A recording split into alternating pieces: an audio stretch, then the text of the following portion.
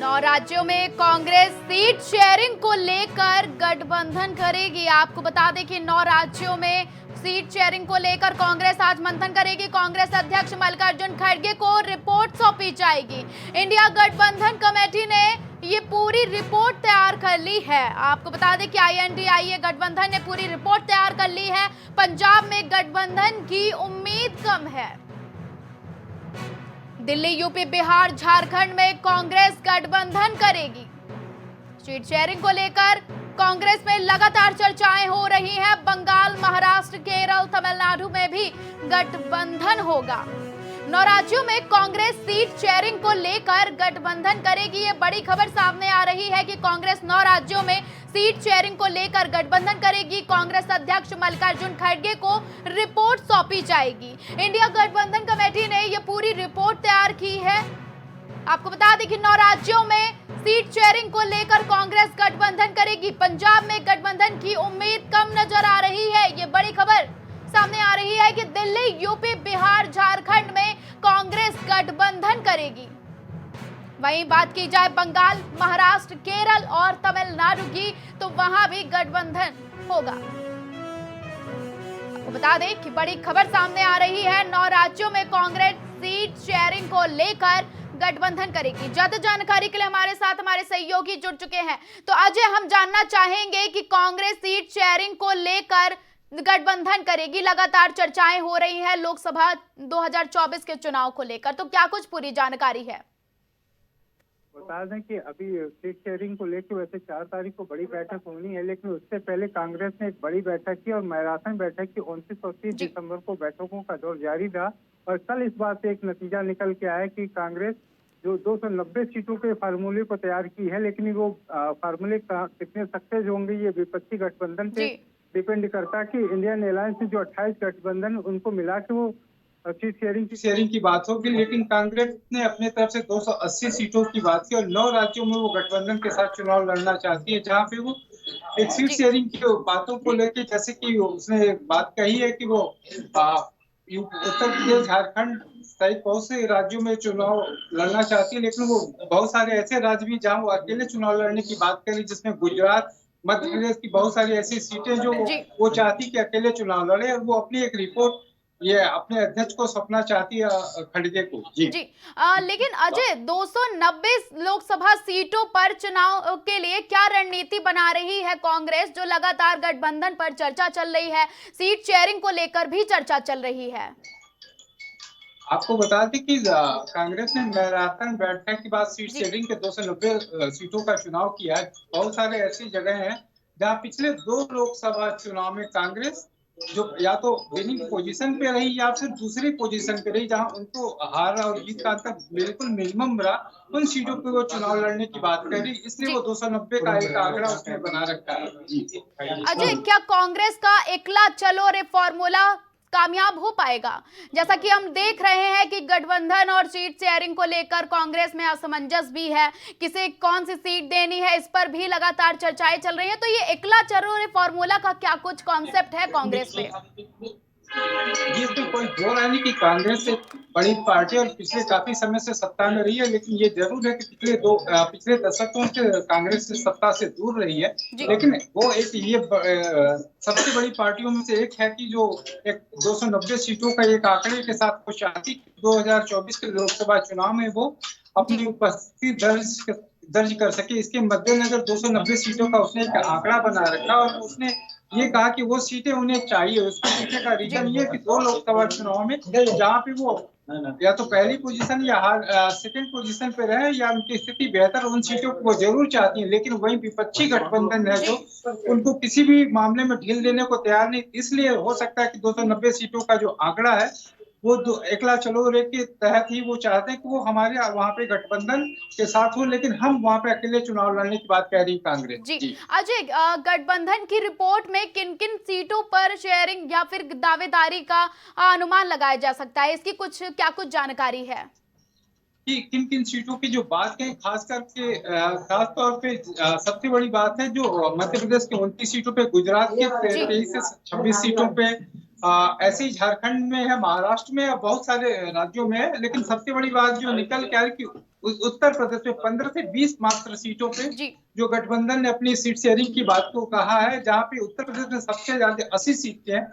लेकिन कांग्रेस की स्थिति यहाँ शायद ग्राउंड लेवल पे बिल्कुल नहीं, फिर भी वो 15 से 20 सीटों की बात कह रही कि वो यहाँ पे चुनाव लड़ने की बात कर रही है। जी तो अजय, राज्यों में किन किन नेताओं के नामों पर भी चर्चा होगी गठबंधन में, क्योंकि कई राज्य ऐसे हैं जहां कांग्रेस गठबंधन नहीं करना चाहती है, अकेले ही चुनाव को लड़ना चाहती है, तो इस पर क्या कुछ जानकारी है?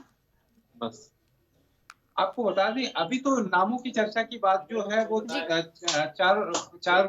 जनवरी को बैठक है। उस 4 जनवरी की बैठक के बाद अगर आम सहमति बनती कि किसको कितनी सीटें दी जाएंगी, ये अलग बात है कि 290 सीटें को आंकड़ा ये कांग्रेस की तरफ से। लेकिन वहीं विपक्षी गठबंधन में, जैसा कि आपको बता, जेडीयू ने इंडिया गठबंधन की नींव रखी थी, तो जेडीयू को भी मनाने की अभी कोशिशें हैं। तो अभी बहुत सारे, उसके अलावा जेडीयू के अलावा 27 पार्टियां और, यानी कि कुल 28 पार्टियां हैं जो गठबंधन में शामिल। तो उनकी सीटों के बाद ही ये डिसाइड होगा कि किसको कितनी सीटें मिल रही, फिर नामों की चर्चा की बात आएगी। जी, ज्यादा जानकारी के लिए बहुत बहुत धन्यवाद।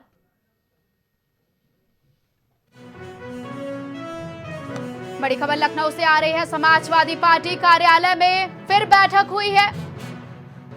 समाजवादी पार्टी की फिर बैठक हो रही है। 11 बजे से ये बैठक, सांस्कृतिक प्रकोष्ठ की बैठक की जा रही है। लोकसभा चुनाव की तैयारियों को लेकर बैठक की गई है। आपको बता दें कि सपा लोकसभा 2024 के चुनाव को लेकर बैठक कर रही है। कलाकारों के जरिए गांव-गांव माहौल बनाने की भी तैयारी समाजवादी पार्टी कर रही है। पीडीए के नारे को जन जन तक पहुंचाने का लक्ष्य है सपा का। ये बड़ी खबर, समाजवादी पार्टी से के कार्यालय में आज बैठक चल रही है। ये बड़ी खबर लखनऊ से आ रही है। 11 बजे से ये सांस्कृतिक प्रकोष्ठ की बैठक चल रही है। लोकसभा 2024 चुनाव की तैयारियों को लेकर सपा बैठक कर रही है। कलाकारों के जरिए गांव-गांव माहौल बनाने की भी तैयारियां समाजवादी पार्टी कर रही है। पीडीए के नारे को जन जन तक पहुंचाने का लक्ष्य रखा गया है। ये बड़ी खबर लखनऊ से सामने आ रही है, जहां समाजवादी पार्टी हर दिन बैठक कर रही है। लोकसभा 2024 के चुनाव को लेकर सांस्कृतिक प्रकोष्ठ की जो बैठक है वो 11 बजे से चल रही है समाजवादी पार्टी के कार्यालय में। लोकसभा चुनाव की जो तैयारियां हैं, इसको लेकर भी इस बैठक में चर्चा हो सकती है। कलाकारों के जरिए गांव-गांव माहौल बनाने की भी मूड में सपा यानी कि समाजवादी पार्टी दिखाई दे रही है। पीडीए के नारे को जन जन तक पहुंचाने का लक्ष्य रखा गया है। समाजवादी पार्टी कार्यालय में बैठक चल रही है। आपको बता दें कि सपा की कार्यालय में बैठक चल रही है। 11 बजे से सांस्कृतिक प्रकोष्ठ की ये बैठक हो रही है। ये बड़ी खबर लखनऊ से सामने आ रही है, जहां समाजवादी पार्टी लोकसभा 2024 के चुनाव को लेकर तैयारियों में जुट गई है। कलाकारों के जरिए गांव-गांव माहौल बनाने के भी मूड में सपा दिखाई दे रही है। ज्यादा जानकारी के लिए हमारे साथ हमारे सहयोगी सीधे हमसे जुड़ चुके हैं, राजेश। तो राजेश, पीडीए के जरिए क्या अखिलेश यादव बीजेपी को हराने का जो दम दिखा रहे हैं वो देखने को मिल पाएगा लोकसभा 2024 के चुनाव में? जी जी स्वप्निल, जहां तक आप पीडीए की बात कर रही है तो बिल्कुल बात सही है कि समाजवादी पार्टी में लगातार बैठक का दौर चल रहा है, जिसमें कल अभी पीडीए की बैठक हुई थी। आज की बात अगर की जाए तो आज सांस्कृतिक प्रोग्राम के तौर पे अगर देखा जाए तो सांस्कृतिक मुद्दे की से जो है गांव-गांव में प्रचार किया जाएगा कि किस तरह से वहां पर जाकर गांव-गांव में जाकर सांस्कृतिक प्रोग्राम किए जाएंगे, जिस कि उनको मतदाताओं को, लोगों को जागरूक किया जाएगा। ये बैठक की जा रही है समाजवादी पार्टी कार्यालय में और पीडीए की बैठक कल भी की गई थी और आज भी सांस्कृतिक प्रोग्राम की बैठक की जा रही है, जिसके माध्यम से गांव में प्रचार किया जाएगा। लेकिन राजेश, हमेशा समाजवादी पार्टी जो पीडीए का नारा है उसके जरिए जनता को लुभाने की कोशिश करती है, तो क्या इसमें समाजवादी पार्टी साकार हो पाएगी? जी स्वप्निल जी, देखिए समाजवादी पार्टी और अखिलेश यादव लगातार पीडीए की बात करते हैं। पीडीए को लेकर वो आगे बढ़ रहे हैं। 2024 के लोकसभा चुनाव में पीडीए को लेकर वो 2024 के चुनाव को फतेह करना चाहते हैं और अल्पसंख्यक, पिछड़ा, दलित, इसी को लेकर वो चुनाव में तैयारी कर रहे हैं 2024 को लेकर। स्वप्निल, तो राजेश, समाजवादी पार्टी के सांस्कृतिक प्रकोष्ठ की जो बैठक चल रही है, इसमें 2024 के चुनाव को लेकर क्या कुछ तैयारियां हो सकती हैं? क्योंकि समाजवादी पार्टी काफी दिनों से सक्रिय है, 2024 का लोकसभा चुनाव आने को है, तो इसको लेकर क्या कुछ जानकारी सामने आ रही है इस बैठक से? स्वप्निल, जो सांस्कृतिक प्रकोष्ठ की बैठक समाजवादी पार्टी कार्यालय में चल रही है, उस बैठक के माध्यम से समाजवादी पार्टी गांव-गांव में, गली-गली, मोहल्ले-मोहल्ले में जाकर लोगों को जागरूक करेगी, जागरूक 2024 के लोकसभा चुनाव को लेकर। तो सबसे बड़ी बात यह है कि जो सांस्कृतिक प्रोग्राम किए जाएंगे गांव-गांव, मोहल्ले में, उसके माध्यम से समाजवादी पार्टी लोगों को जागरूक करके 2024 के चुनाव में, लोकसभा चुनाव को जीतने का प्रयास करेगी। जी स्वप्निल। राजेश, इस बैठक में कौन-कौन शामिल हुआ है? क्या कुछ ज्यादा जानकारी है इसकी? जी स्वप्निल जी, बैठक में अगर देखा जाए तो बैठक में सभी पदाधिकारी और सांस्कृतिक प्रकोष्ठ के सभी पदाधिकारी के साथ साथ में सभी जितने भी कार्यकर्ता हैं शामिल हुए हैं। उसके साथ में आपको बता दें कि समाजवादी पार्टी के कद्दावर नेता शिवपाल यादव भी इस बैठक में शामिल हुई है। ज्यादा जानकारी के लिए बहुत बहुत धन्यवाद।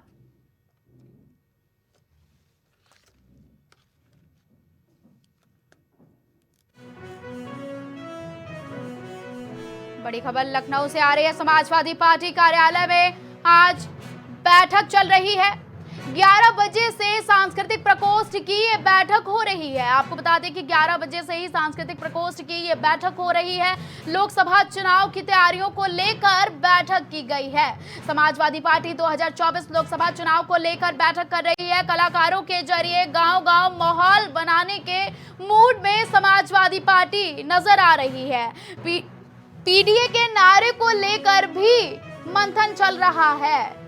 समाजवादी पार्टी कार्यालय में आज बैठक हो रही है। ये बड़ी खबर लखनऊ से सामने आ रही है। 11 बजे से हो रही सांस्कृतिक प्रकोष्ठ की ये बैठक अभी भी चल रही है। लोकसभा 2024 चुनाव की तैयारियों को लेकर बैठक चल रही है। समाजवादी पार्टी लोकसभा 2024 के चुनाव को लेकर भी बैठक कर रही है। कलाकारों के जरिए गांव-गांव माहौल बनाने